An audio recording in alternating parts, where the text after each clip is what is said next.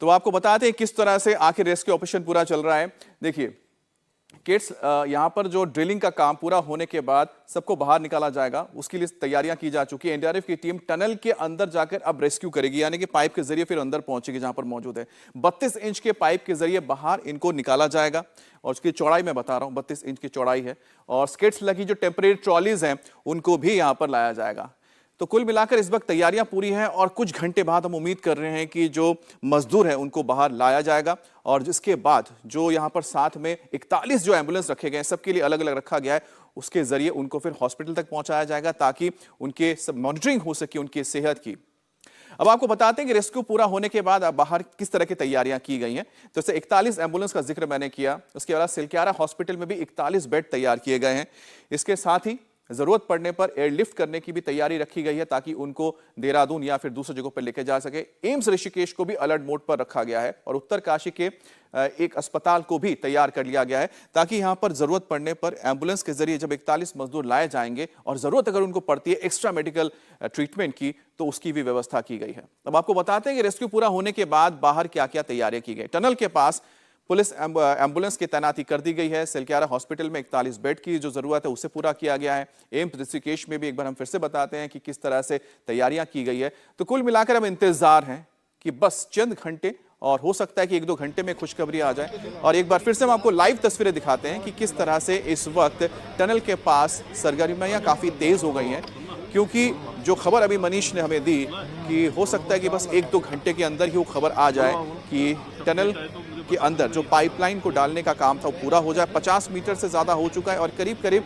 54 metre का बताया जा रहा था। 54 से 58 मीटर का ही जो पोर्शन है जो बचा हुआ, यानी कि महज 4 से 8 मीटर भी बचा हुआ होगा जिसको पूरा करना है। लेकिन क्योंकि लोहे के सरिया आ गए थे, उनको कटर से काटा जाएगा। उसके बाद फिर एक बार फिर से मशीन ड्रिलिंग शुरू करेगी और पाइप को पूरी तरह से अंदर इंसर्ट कर दिया जाएगा, जिसके बाद जो एनडीआरएफ के जवान हैं वो इन पाइप के जरिए वहां तक पहुंचेंगे जहां पर मजदूर फंसे हुए हैं। फिर एक एक करके मजदूरों को जो टेम्परेरीली ट्रॉली रखी गई है जिसके जरिए पाइप के जरिए उनको लाया जाएगा। और ये 6 तस्वीरें आप देख सकते हैं किस तरह से वो पहली तस्वीर एक बार फिर से जो राहत भरी आई थी जिसमें मजदूर सकुशल नजर आए थे। एम्बुलेंस को रखा गया है बाहर जरूरत के लिए। हॉस्पिटल्स में 41 बेड भी खास तौर पर तैयार किए गए हैं। डॉक्टर्स की टीम भी पूरी तरह से तैयार है और साथ ही साथ अगर एयरलिफ्ट करने की जरूरत पड़ती है किसी मजदूर को फॉर मेडिकल ट्रीटमेंट तो उनके लिए भी तैयारी है। और इस वक्त की बड़ी खबर यही है कि टनल में फंसे 41 मजदूर बाहर निकालने के लिए मेडिकल चेकअप के लिए खास तैयारियां की गई हैं।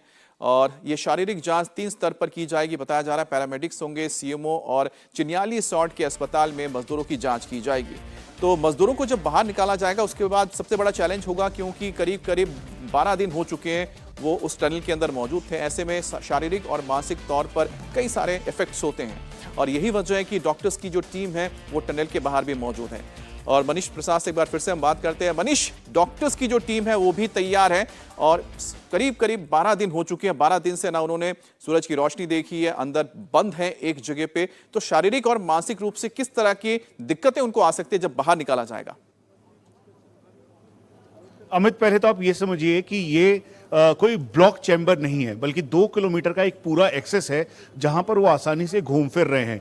ऑक्सीजन के लिए कंप्रेसर के द्वारा एक फ्रेश एयर उनको भेजी जा रही है। वहीं दूसरी तरफ जब मेडिसिन की बात हुई तो उनको जो लाइफलाइन पाइप है या उससे पहले की जो पाइप थी उसके द्वारा विटामिन की टैबलेट्स, उसके अलावा एंटी डिप्रेसेंट ड्रग्स और बाकी दवाइयां भी उनको भेजी जा रही थी। तो इसीलिए सफोकेशन वाली कोई बात नहीं है। यहाँ पर इसके अंदर बिजली यानी इलेक्ट्रिसिटी मौजूद थी और पानी मौजूद था। अब आप सिचुएशन देखें तो ठीक सामने ये जो एरिया है, जो आपका सवाल था उसी को अगर मैं बहुत साधारण शब्दों में समझाऊं आपको, तो ये सामने जो ये टनल है, टनल में सबसे ऊपर आपको एक पंखा नुमा जो दिखाई दे रहा है, दरअसल वो कंप्रेसर है। उसी के जरिए फ्रेश एयर अंदर भेजी जा रही है। चूंकि ये 200 मीटर अंदर जाकर मलबा है और वहीं पर जो 32 इंचेस की पाइप है जिसके आप 800 mm डायामीटर की पाइप कहते हैं, उसके बाद करीबन 57 मीटर का मलबा है जिसके अंदर से वो पाइप जाने की अब तैयारी की जा रही है। उसके बाद 2 किलोमीटर का एक पूरा बड़ा एरिया है जहां पर इलेक्ट्रिसिटी मौजूद है, पानी मौजूद है और खाना उनको भेजा जा रहा था। तो इसीलिए ये दिक्कतें नहीं थी। लेकिन चूंकि वो पिछले 12 दिनों से आज 12वां दिन है वो एक इस जगह पर मौजूद थे, तो इसलिए 3 लेवल जो डॉक्टर्स की टीम है वो यहाँ पे मौजूद होगी। फर्स्ट एड के तौर पर जो प्राइमरीली पैरामेडिक्स और डॉक्टर्स की टीम है करीबन 20 से 25 की संख्या में वो टनल के अंदर जाएंगे, जब एनडीआरएफ के लोग अंदर जाकर उनको एक एक करके बाहर निकालेंगे। दूसरा लेवल है ठीक सामने जहां पर आपको एम्बुलेंस दिखाई दे रहा है, ये एम्बुलेंस बैकअप के तौर पर यहां पर रखी गई है। इस एम्बुलेंस के साथ में 6 बेडेड हॉस्पिटल एक तैयार किया गया है जिसमें वेंटिलेटर है, आईसीयू यूनिट बनाई गई है, लेकिन उसके साथ साथ ऑक्सीजन, ऑक्सीमीटर, उसके अलावा जो बाकी पैरामीटर्स नापने के सारे उपकरण हैं वो मौजूद है। तो सेकंड के बाद यहाँ से जो डॉक्टर्स की टीम है उनको क्लियरेंस देगी और क्लियरेंस देने के बाद यहाँ से उनको सौर हॉस्पिटल ले जाया जाएगा और जिनकी तबीयत ज़्यादा खराब होगी उनको सीधा हेलीकॉप्टर से ऋषिकेश एम्स में ले जाया जाएगा। तो ये उनका प्लान है। अब साइकेट्रिक डॉक्टर्स उनको लगातार उनसे पाइप के जरिए बात कर रहे थे, जो मनोचिकित्सक थे उनकी बातचीत करने के साथ जो डॉक्टर्स की टीम थी वो इनकी निगरानी कर रही थी ताकि कहीं से भी किसी को कोई दिक्कत ना हो। तो ये अभी की स्थिति है। जो परिवार के लोग जिन्होंने उनसे बात की, कल भी बात की, उसके अलावा पहले भी लगातार बात करते आए, उन्होंने कहा इनका मनोबल काफ़ी ज़्यादा ऊँचा है। उसकी वजह है गब्बर सिंह नेगी और साथ में सबा अहमद, इन दोनों ने काफ़ी हौसला बढ़ाया। एक सुपरवाइजर और दूसरे जो हैं वो यहाँ पे सीनियर फोरमैन थे, तो इन लोगों ने सभी का हौसला बढ़ाया और ये जो पूरा 2 किलोमीटर का एक्सेस है वहाँ पर भजन कीर्तन भी होते रहे, वो लोग बातचीत भी करते रहे। और जब कैमरे से कल भी जो यहाँ के प्रोजेक्ट मैनेजर हैं कर्नल दीपक पाटिल, उन्होंने रिकॉर्डिंग की, तो उस आप दौरान जिसका जिक्र कर रहे हैं कि किस तरह से अंदर जो मजदूर है और उनके साथ जो उनके साथी एक दूसरे को मोटिवेट कर रहे हैं और टनल में फंसे मजदूरों के परिजनों को उम्मीद है कि जब वो बाहर आएंगे तो मानसिक रूप से भी स्वस्थ होंगे और सबको उम्मीद है कि आज वो घड़ी आ सकती है। मनीष ने कई लोगों से बात भी की है, परिवार के लोगों से बात की है, जरा सुनाते हैं। टनल के बाहर वो परिवार है जो कि इसी आस और उम्मीद में है कि जल्द से जल्द उनके अपने अब बाहर आएंगे। क्या नाम है आपका? मेरा नाम देवेंद्र किस्कू है। देवेंद्र जी, कौन है आपका अंदर? और छोटे भाई फंसे हुए हैं, वीरेंद्र किस्कू। अब कितनी आस है? अब ये आखिरी चरण में है ये पूरा ऑपरेशन। मैं चाहता हूँ कि जल्द से जल्द मेरा भाई निकल जाए और इसके बाद छठ और दिवाली दोनों भाई हम साथ साथ मनाएं। बहुत ही खुशी लगेगी जिस दिन हमारा भाई मतलब जिस समय हमारा भाई निकल जाएगा।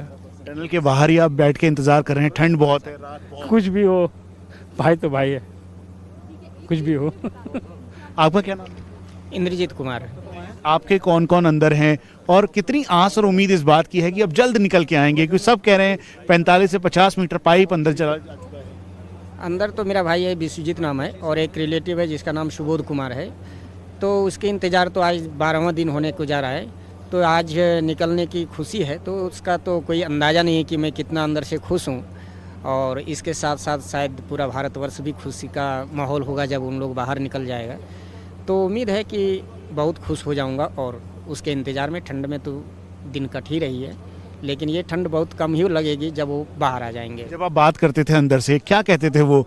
आपका, आप भी हौसला बढ़ाते थे, वो भी आपका हौसला बढ़ाते थे? हाँ, वो तो है। मैं तो उनसे जानने की कोशिश करता था कि किसी प्रकार की दिक्कत है क्या, लेकिन अगर उसके अंदर हो, लेकिन उसने शायद मन में ऐसा सोचा हो कि मैं हमारी दिक्कत अगर उनको बताता हूँ तो शायद उसकी दिक्कत परेशानी ज़्यादा हो परिवार वालों को, तो शायद उस चीज़ को अगर छिपाया हो तो वो उसकी विशेषता है। और हमारी विशेषता है कि अगर हम किस स्थिति में बाहर बिता रहा हूँ, अगर शायद मैं बताता तो शायद वो थोड़ा सा नर्वस होते। लेकिन इस दोनों की जो डिफरेंस रखा वो हौसला बुलंद रखने के लिए। हीरो या फिर सैनिक से कम नहीं है? वो तो है, वो तो जिस खतरों से खेल रहे हैं अंदर में, वो तो किसी हीरो से कम नहीं है। या